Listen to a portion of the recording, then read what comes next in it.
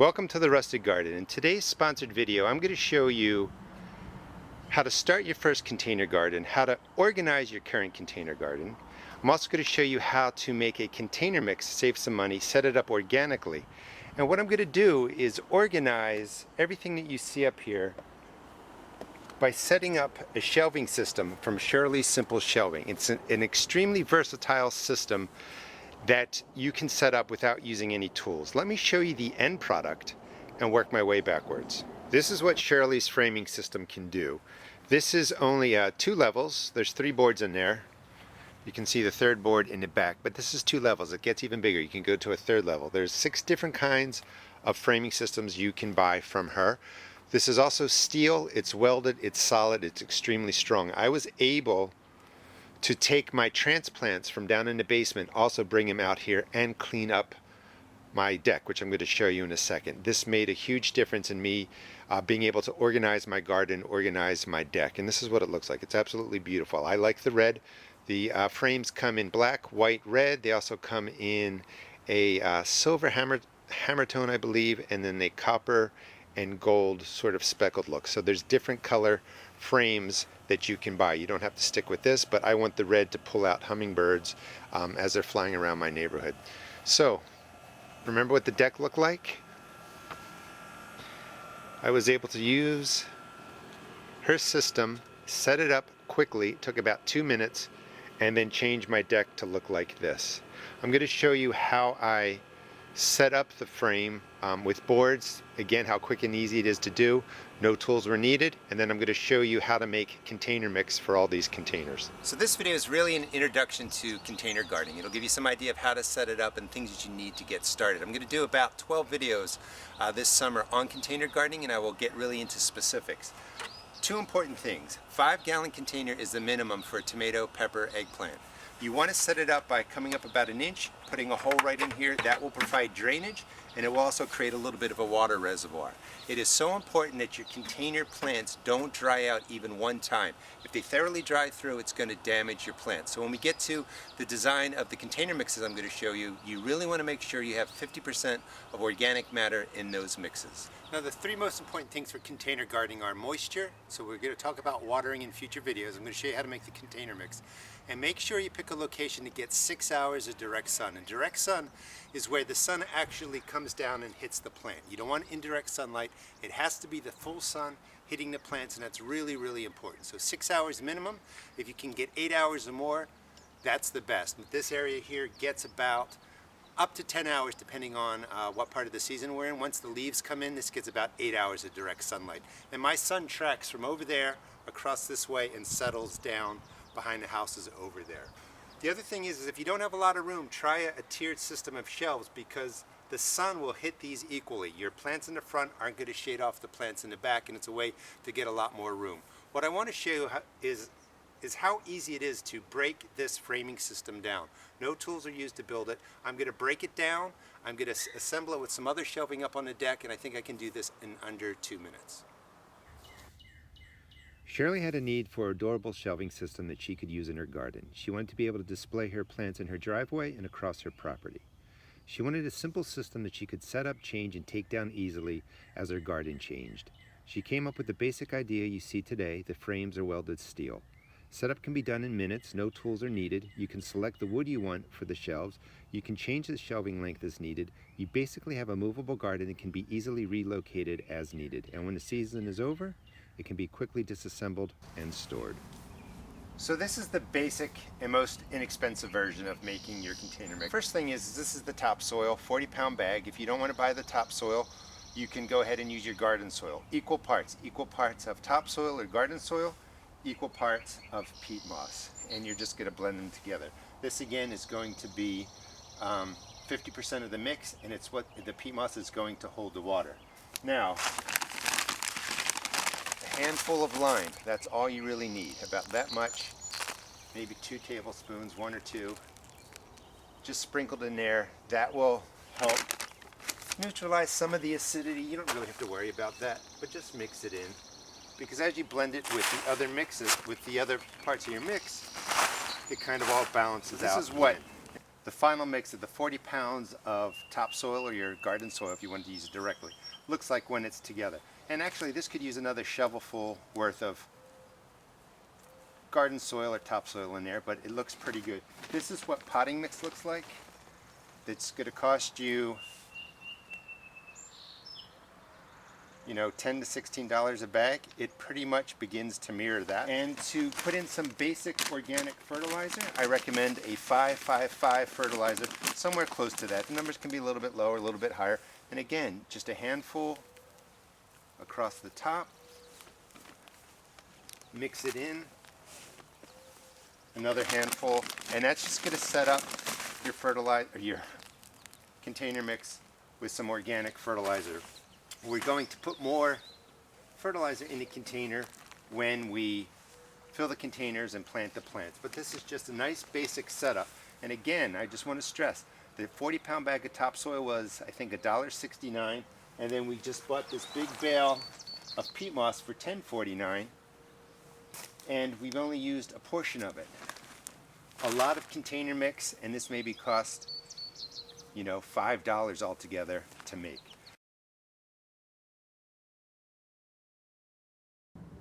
A container gardening is a great way to have a garden. Use your deck. If you don't have a yard, you can grow so many different things in containers. In the smaller flower boxes like this, you can really grow all kinds of lettuces. They do extremely well in the cool weather. In fact, they're cool weather crops. I'm going to do a whole series on container gardening, and I will go over the different crops as they are appropriately planted based on the seasons here in Maryland Zone 7, and actually the months.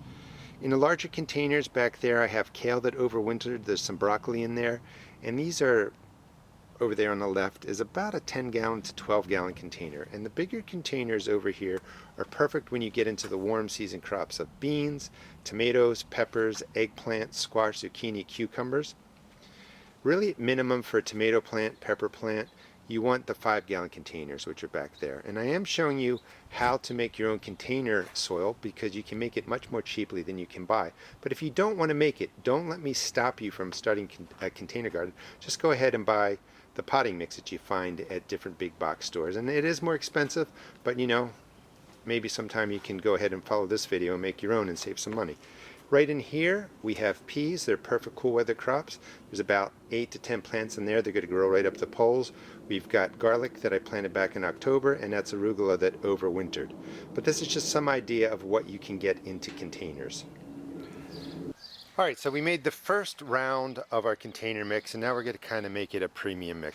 There's not a lot of nutrition in there except for what we put in with the fertilizer. Peat moss is a great organic matter for retaining water, but it doesn't add a lot nutritionally to your container mix. So here's where you could go ahead, put your compost in. That would save you money. And again, we spent $1.69 here for the 40-pound bag. If you use your own garden soil, you save money there. Equal parts of peat moss to topsoil mixed in there. Now, again, it's going to be about equal parts. You can use any manure that you want. We're going to use half a bag of the cow manure. That's about half of a part. And then we're going to use the humus and manure here, about half a bag, and just consider that an equal part to the topsoil or garden soil, the peat moss that was there, and now an equal part of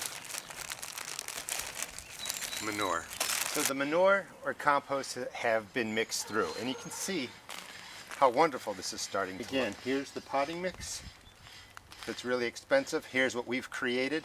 And this, if you're buying it, not even using your own garden soil or your own compost, was $1.69 for that bag.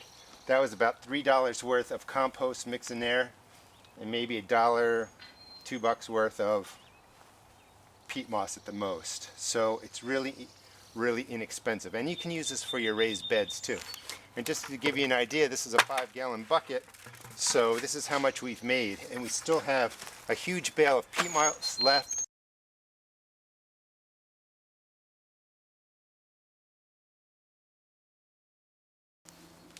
Alright, now that we made our container mix, save some money, I'm just going to show you how to use it. how to fertilize it and how to get some plants in there, and a couple of tricks that you can use. So fill your container. This is a flower box. This is great for lettuces, smaller greens. And remember, this does have compost, cow manure in there, so there's good nutrition in there already, but I'm gonna still add some organic fertilizer. And in a space like this, just 1 tablespoon. Put it right across the top, both of these containers, and then just work it in. You're still gonna feed this as the plants are growing with the water-soluble fertilizer. 2 ways to do this. Now, this is a Chinese cabbage. It's going to get a little bit bigger than some of your lettuces or some of your other greens. The setup's pretty straightforward. Actually, if you rough up the roots just a little, they'll start growing at different angles.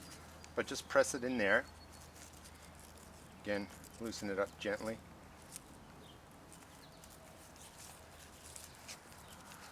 And this size box will handle 2 cabbages like that. Now if you want to use a trick to grow something bigger in a container about this size, because root systems can fill this up quickly and really pull moisture out. So sometimes if you can't stay up on watering, you want more soil. Take a container about this size, fill it up. Take out 2 of these.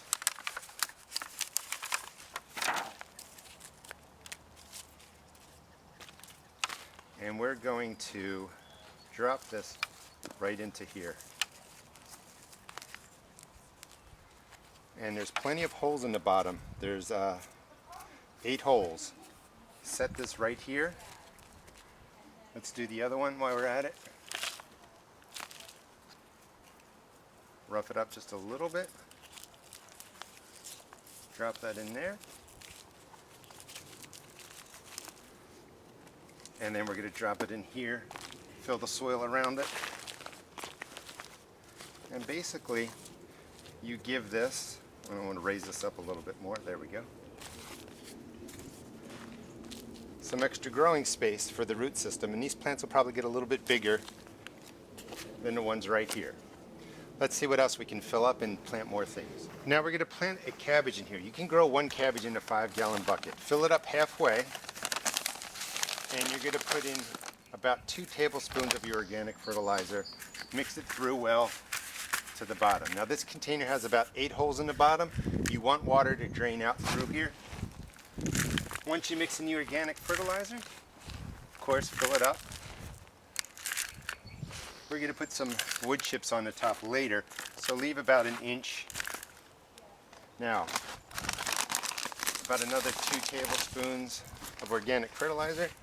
Work it in, let it settle, and again leave about 1 inch up here because we're going to put wood chips in there to help conserve moisture. Here's my cabbage, and in this case, cabbage gets quite large.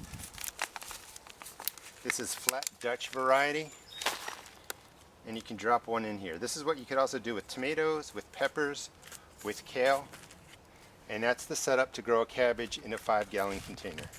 Pretty straightforward.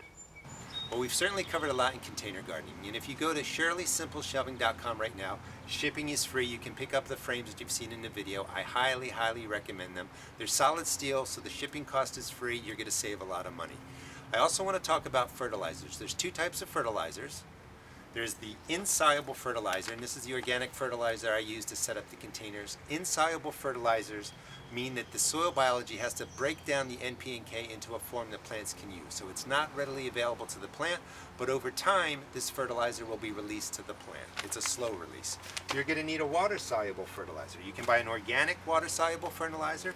You can buy a processed chemical water-soluble fertilizer. It's perfectly safe. Don't listen to people that say that processed or chemical fertilizers are poison. They are not. Everything is a chemical. The organic, the processed fertilizers. Water-soluble fertilizer is immediately and quickly available to your plant, and that's what we're going to be using in the containers every 7 to 14 days. I use fish emulsion. I like the processed chemical water-soluble fertilizer. I use organics in my ground and in my containers, and I use the chemical fertilizer in my water to feed my plants pretty regularly, along with the fish emulsion. You can use both. Please check out my blog at www.therustedgarden.blogspot.com and also check out my YouTube videos. Thanks. I highly recommend Shirley Simple Shelves. It's simple to put together, no tools. There's all different kinds of sizes, different kinds of colors, and it's really worth going to her website, checking out to see what you can get for your garden. Absolutely beautiful.